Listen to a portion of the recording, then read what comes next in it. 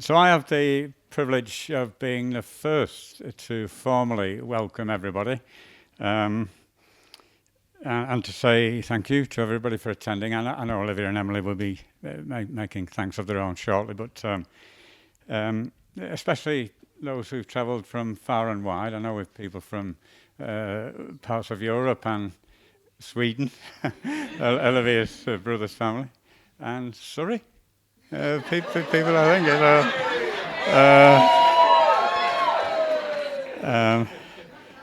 And I should just quickly as well say our thanks to Olivia and Emily for organising all of this. A tablecloth wouldn't have gone amiss, but you know,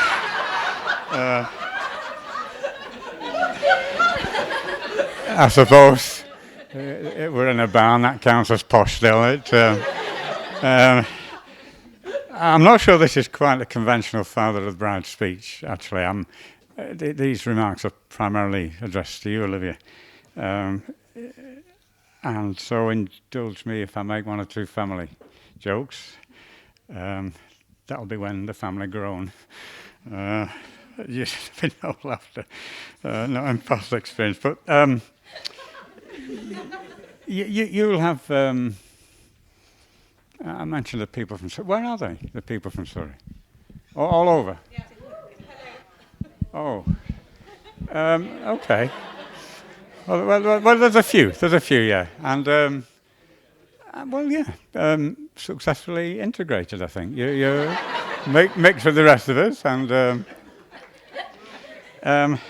for those from abroad, yeah, there is a north-south divide in this country. You'll have similar in your own countries, I'm sure. Well, just to help, the Northerners, they would have been the first to the bar after the ceremony there, with a pint of stout, talking rugby league. Woo! And that's for the men. Well, no, the women, the Northern ladies would have actually had a milk stout today. That passes for a cocktail in the north these days. Where are you again? The Southerners. Right, okay. This needed proper policing. They're all over. But anyway, welcome. Sorry, folk, too. And we all know it's not where you're from, of course. It's who you are. More of that in a moment. And I just want to add one other comment. I'm not doing any toast as such, but just absent family and friends. I know for various reasons not everybody could be here today. Viv's parents and my parents would love to have seen you married here today, Olivia, and they would want us to wish you well, of course, on their behalf. Just need a moment now. So, because I've got something very important to say later, soon, there's no real time for me to say how proud Viv and I are of our lovely daughter Olivia, lovely in every way. And no time really to say how happy we are that Olivia is marrying Emily, or married to Emily. And no time to list Emily's qualities. No, that wouldn't take long, would it? No time for that.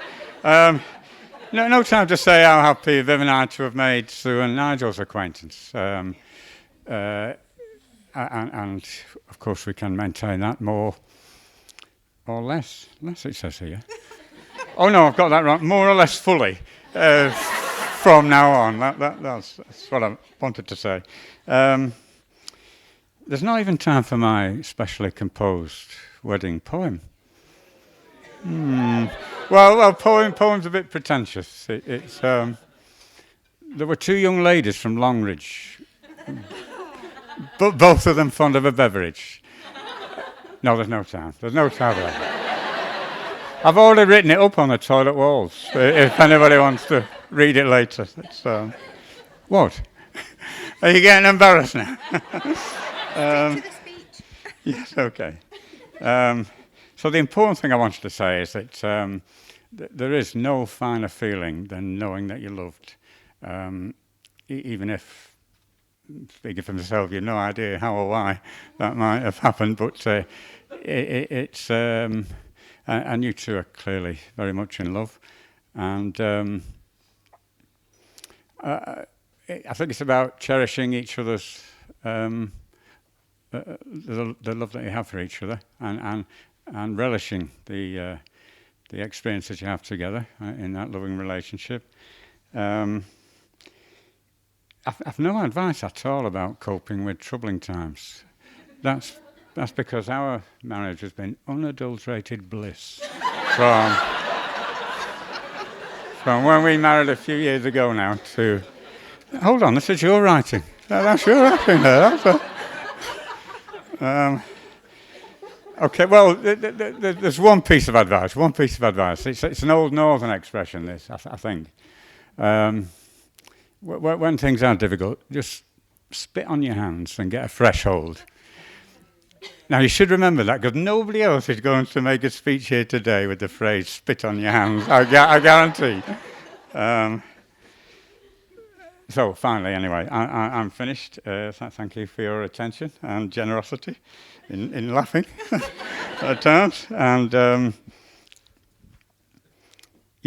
this event is only going to get better now. I've finished. Thank you. Hi everyone. For those who don't know us, I'm Grace, Emily's best man. And I'm Helen, Emily's maid of honour. When Em asked us to do a speech this time last year, we were faced with a bit of a challenge. For my part, I felt best man speeches occasionally veered towards long-winded, crude character assassinations featuring lots of sexual innuendos and inebriation gags. I, for one, felt I wasn't nearly witty or charming enough to pull this sort of speech off with any finesse. And I wasn't sure whether there was anything specific I would need to include, given maid of honour speeches are a relatively new thing, since women aren't historically supposed to be front and centre of giving wedding speeches. Now, obviously, in this wedding, tradition is out the window. So instead, we've decided to focus on capturing our friendship with Emily and her relationship with Olivia. And we thought the best way to do that would be to start at the beginning, or our beginning. So we've both known Emily for over 10 years now, having met her at York University at the end of our first year. Despite us being from Derwent College and Em being from Alcuin College,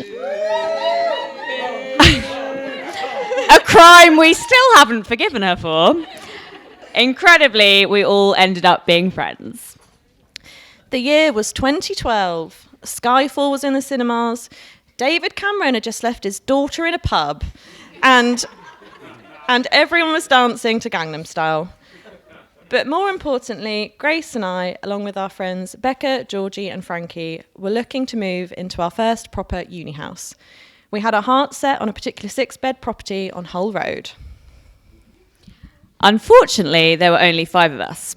So we were undertaking these very weird formal meet and greets with potential housemate candidates. It was like The Apprentice, only instead of one little man in a business suit, it was 5 20-year-olds in peplum tops, leather leggings, and way too much eyeliner. We just met a guy whose actual name we cannot remember, but who, inexplicably, Grace has referred to since as Eggnog.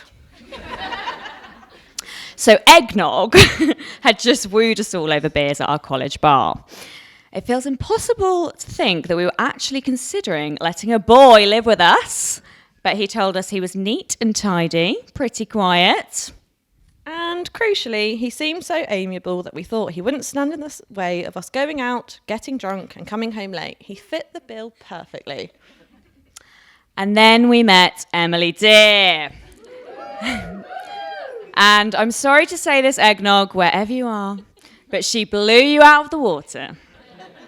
She was sweet, funny, weird, and incredibly open. We all knew, we'll come back to that. We all knew then and there that we'd just found the sixth member of our gang. The only small red flag, or beige flag if you will, was that she was studying maths. So we were slightly worried she'd be too studious for us. We quickly realised this wouldn't be a problem at all.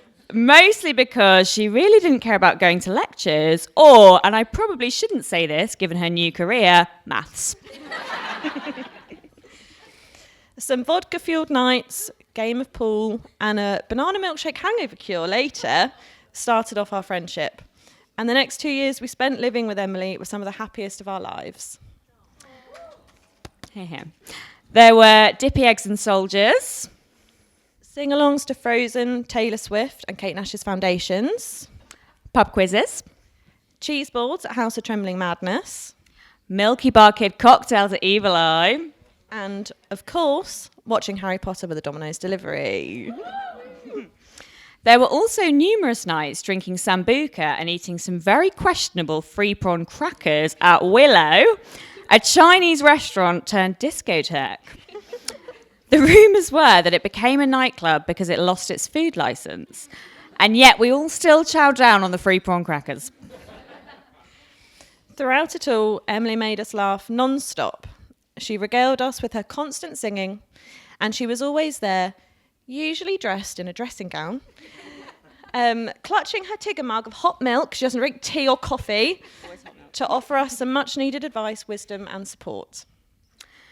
That's not to say we didn't have our moments. For example, during one particularly testing exam period, Emily decided that the rest of us weren't pulling our weight domestically. She therefore took it upon herself to hide all of our pots and pans. No, they were communal pots and pans, Emily. Thank you very much. Thank you. Thank you. She hid them in her room, leaving one scratched pan between the rest of us. Well, it's still scratched. This then ensued a petty off of such epic proportions that none of us ate at home, other than Emily, of course, because she had all the pots and pans, for a whole week. We all finally conceded when we ran out of money and decided to be friends again.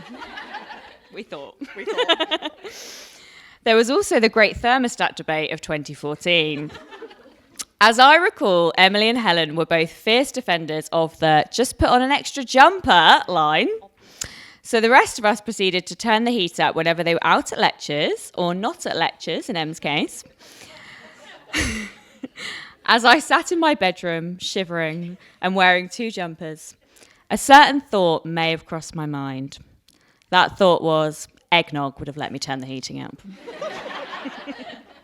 Helen bloody wouldn't have, though, would she? No. But whatever came our way, we bounced back as a unit, and if we didn't already realise that we were basically sisters, these little tiffs really affirmed we were. For those of you who don't know Em that well, you will by the end of this evening. One of the things we love most about her is that she's a complete open book. At any point of the day, she's likely to not be wearing many clothes, talking to you from the toilet, or telling you in great detail about her latest weird and wonderful health ailment. On this note, I have plenty of truly embarrassing stories about Emily that are available for a small fee at the bar later. There are a few important things you should know about Emily, though, in case you're ever short of conversation topics with her, but this is highly unlikely, because she will fill every second of silence. Mostly with stories about people you've never met. But there are a few topics that you could discuss with Emily at length. Harry Potter, the books versus the films. 6, Wicked, or just about any West End musical. The right and wrong, very importantly wrong, way to load a dishwasher. Who is actually the best Disney princess? The latest crafting obsession on TikTok. How fizzy drinks are basically the work of the devil. Second only to anything with lemon. Her love for porn star martinis. And women's rights or climate change if you have a spare 3 or 4 hours. But in all seriousness, one of the things that we love most about Emily is that she's a fierce defender of the underdog and she cares so deeply about people. We both truly value her openness and her transparency, and we don't know anyone else who is quite so passionate about such a vast array of things. However, this long list of passions has led Emily to her changing her mind about her career quite a lot. As we've just heard, when we first met, she was a not-so-budding mathematician, but she's also aspired to be a charity worker. She's had roles at Women for Women, Plan International and NSPCC. A barmaid at Wetherspoons. That one lasted a bit longer than it should have done. Perhaps the most deep-rooted and most notable for several of the people here, a West End performer. She had roles in Calamity Jane, Dick Whittington, Jesus Christ Superstar and Sister Act, and she was always performing women shows for her family, even as a young girl. On this note, she's also been a dance teacher at Stagecoach. And she's been a nanny, although we're not sure this one was mostly to do with her trying to be the real-life Mary Poppins. And then there are some roles that she wanted to do before we even met her. Her mum, Sue, tells us that she wanted to be a paramedic, a very worthy pursuit, although Emily's questionable timekeeping, perhaps it's for the good of any emergency patients for whom time was of the essence, that she didn't pursue that one. They'd probably still be lying there now. Her dad, Nigel, informs us of a fleeting aspiration that she'd probably rather we didn't mention today. So obviously I'm going to mention it. Legend has it that she used to put on Big Brother Tom's boxer shorts and tell everyone she was going to be a professional wrestler named George. And we've got Tom's boxer shorts here now.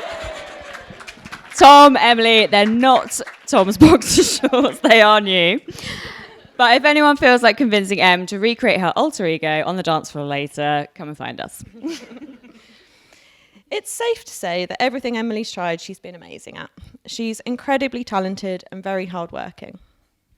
I'm glad to report she now seems to have fallen back in love with maths, and we know she'll continue to smash her new career as she starts out with her PGCE.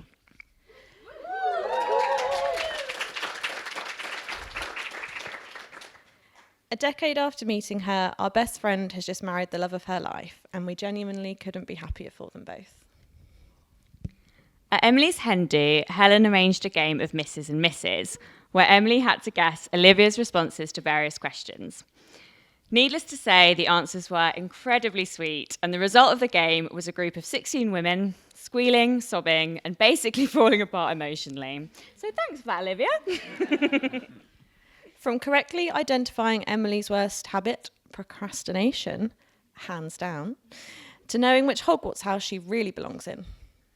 Stop trying to make Ravenclaw happen, Em. You're so clearly a Hufflepuff. Anyway, this exercise proved to us all who know and love Emily that she couldn't have chosen a better partner to spend her life with. We've both fallen in love with Olivia as well, and we can't wait to share so many happy times with you both in the future. It would be remiss of me not to mention here what a wonderful job Helen did in organising Emily's hen do. It was such a fun and beautiful weekend featuring a naughty sports day, secret missions, lots of musical numbers, some very orange kayakers, some assisted tactical chundering, and Em squeezing into a child's leotard. And if you'd all like to see just how small and much of a feat that was, here, oh sorry, I think I'm flashing you all now. Here is said leotard. Emily fits in the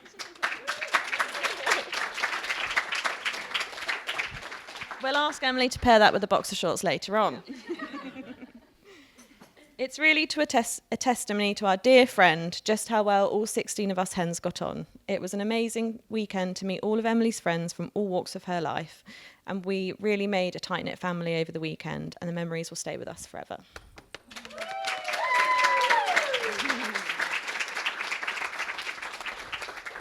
Olivia, we've done our best to see Emily through the last decade. She's emerged almost unscathed, narrowly avoiding death by prawn cracker and us murdering her over pots and pans gate. We couldn't be happier to pass that most valuable baton over to you today. We're so thrilled the two of you crossed paths. A calm and grounding presence, you've made our passionate, devoted, and slightly chaotic best friend so exceptionally happy. It's so wonderful to see the life you're already building together.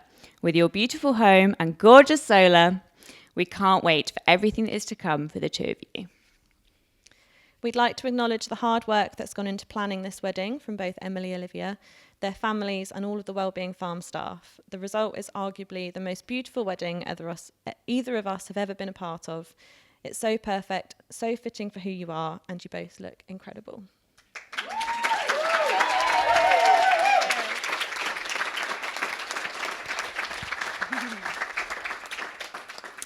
We know for certain that marriage is another adventure that you'll both throw yourselves into head first.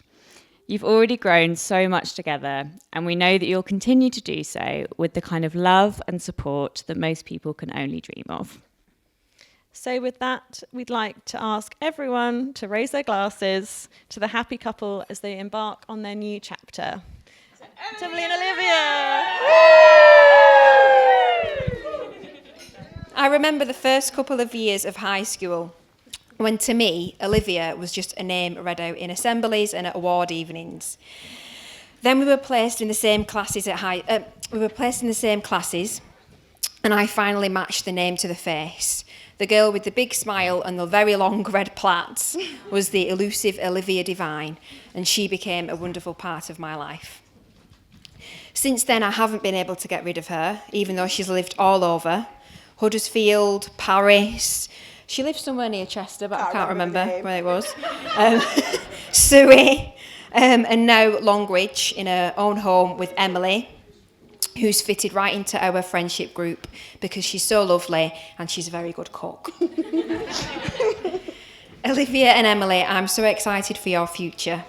When Adam and I were in Windermere at the same time as you last September, it was an honour to hear that you just got engaged and to be involved in the celebrations the next day between your two families who had so much to be happy about. I am lucky to now have over 15 years of memories with Olivia. For Emily, her life with Olivia has just started to begin. Emily, I can assure you that Olivia will make you feel loved and appreciated and always her number one priority, as she does with her friends.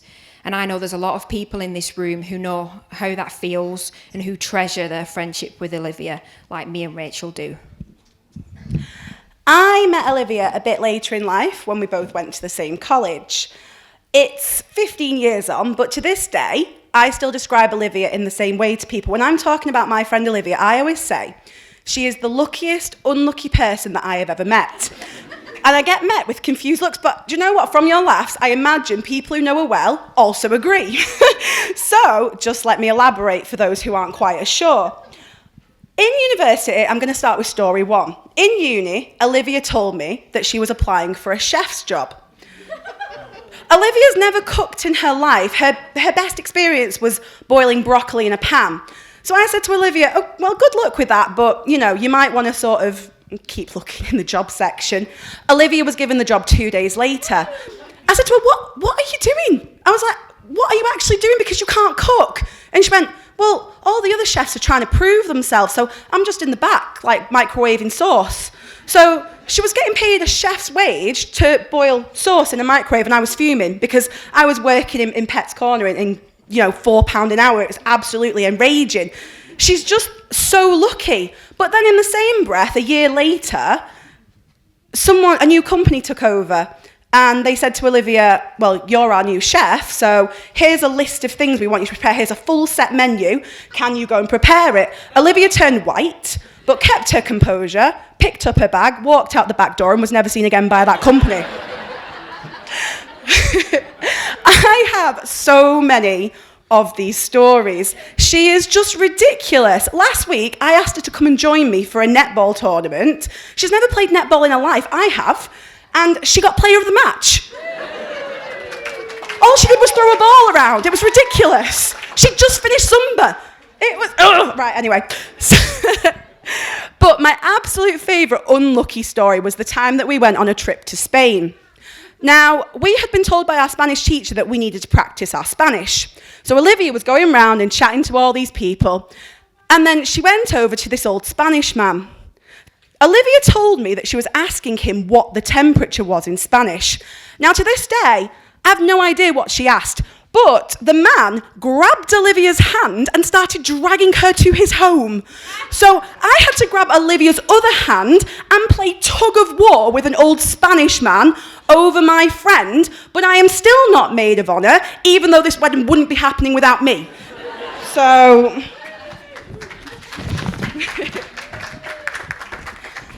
So let's move on to a fateful Zoom call in 2020. At the time, Olivia was running a music quiz. Every week, it would run like clockwork with her and Maria. Olivia called me and Vicky, and she was so excited, and she said, keep an eye out for this girl called Emily, because I really fancy her, and I think I really, really like her. So I get on this Zoom call, and I'm scrolling through all the panels, and I'm texting Vicky, and I'm like, is Emily the one in a bikini? Yeah, but it's a Zoom call in the middle of winter.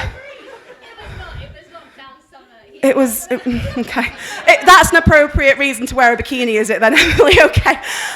Aren't Olivia's mum and dad on this? Yeah, they are.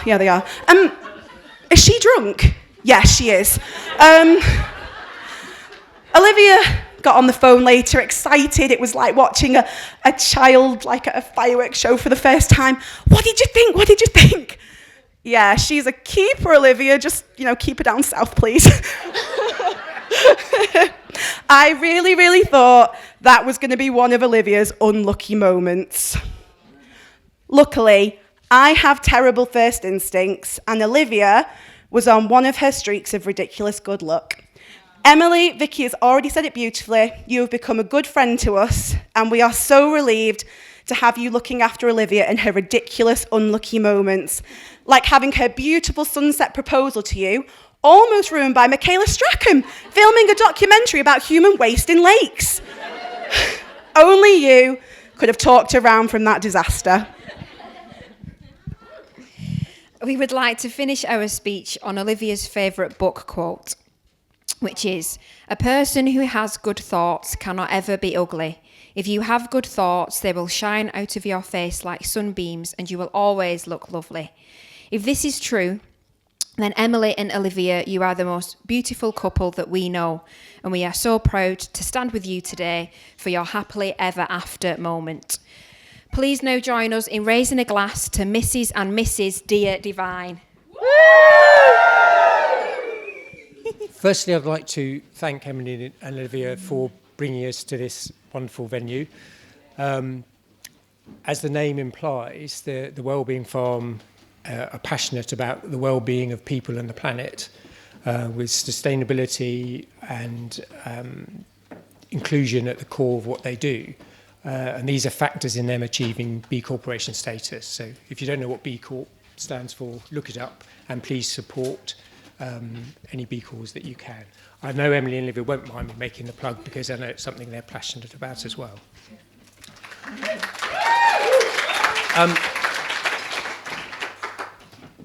Something sort of struck me just now as I was sitting there worrying about doing this was, I think the beauty that we all witnessed with our eyes when we saw Emily and Olivia appear in their wedding dresses is matched by the beauty inside both of them. I'm not going to lie, I think Emily's is wonderful, and that the world is a better place because she's in it. Emily has dealt with many challenges and done many things already in her young life, and there are many people from the different parts of Emily's life here today, and it's lovely to see you all. Emily has a tendency to react to things emotionally, and I'm sure that many of you are aware. And in the past, I've encouraged her to think as well as feel when responding to situations and things that happen. Some of you will have seen the tattoo that attests to this advice. It's somewhat extreme to have your father's advice tattooed to you, but it's also very Emily. Emily's ability to appreciate how others are reacting to their circumstances and how they are feeling, and her capacity to empathise and think of what to say and how to help, are things that help to make Emily such a good and valued friend. Some might judge that in doing so many different things, Emily has been indecisive and has wasted time. Indeed, there were points in the past when Sue and I worried about what Em was going to do with her life. But over the years, we have seen Emily learn and grow in ways that she would not have done had she followed a more conventional path. We have come to appreciate the range of skills that Emily has developed, especially her capacity for helping others. I am sure that many of Em's friends also appreciate her ability to understand, support, and be a guiding light. Realising that you are learning from your children and also from their friends gives you confidence in their abilities and helps you to recognise their capacity for dealing with life. It also illustrates that we all need to be open to developing our understanding and our views throughout life. Finding the words is difficult, but I'm sure that many of you will know what I mean and agree with me when I say that there is something special about Emily. She sings her own special song.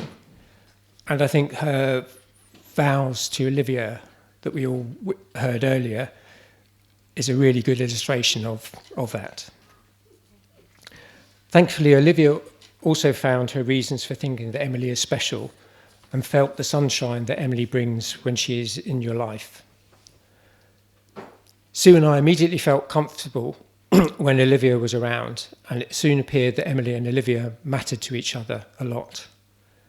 As Emily and Olivia spent more time together in our company, we could see that they were falling all in, and that Olivia loved Emily in the way that she needs to be loved. Emily was safe in Olivia's love. Emily and Olivia's love for each other was growing, and we hoped that Olivia would stay. In time, it was clear that Emily loving Olivia to the moon and back was not a passing phase, and it also seemed that Emily would always be Olivia's star girl. We were fortunate to have Emily and Olivia living with us for a while before their new house was ready for them to move in. Although by that stage, anywhere with each other was home, it was great for Emily and Olivia to move into their own place and make their own kind of music. Sue and I were so happy and excited when Olivia told us that she was going to propose to Emily, and we knew that Emily would like nothing more than to get to love Olivia forever. We were also lucky, along with Viv and John, to be involved in the proposal scene, which was a lovely occasion, despite the Michaela Strachan complications as previously referenced. And she wasn't even wearing her wellies and yellow cagoule. Some of you might get that reference. Running home together comes with its challenges, especially when you add a puppy to the mix. But we have seen Emily and Olivia grow as they have gone on with life, providing each other with a hand to hold. I'm confident that Emily and Olivia both experience those feelings that remind you how much you love the person you are with, the missing you like crazy and the every little thing she does is magic type feelings. Of course, in reality, every little thing she does isn't magic. Sometimes it rains and you get wet, but Emily and Olivia love each other anyway. For those of us who have known Emily, our lives have been made better because she has been there. And I know the same applies to those who've known Olivia. As individuals, Emily and Olivia would each have made this world a better place, but the love and support that they give each other mean that together they will have an even greater impact. Emily and Olivia are each other's beautiful dream, and for them the beautiful dream has become a beautiful reality. Please join me in wishing Emily and Olivia all the best, hoping that they will always be there to catch each other when they fall, to love each other anyway, to bring each other happiness, to keep the light on for each other, and to go on loving each other forever.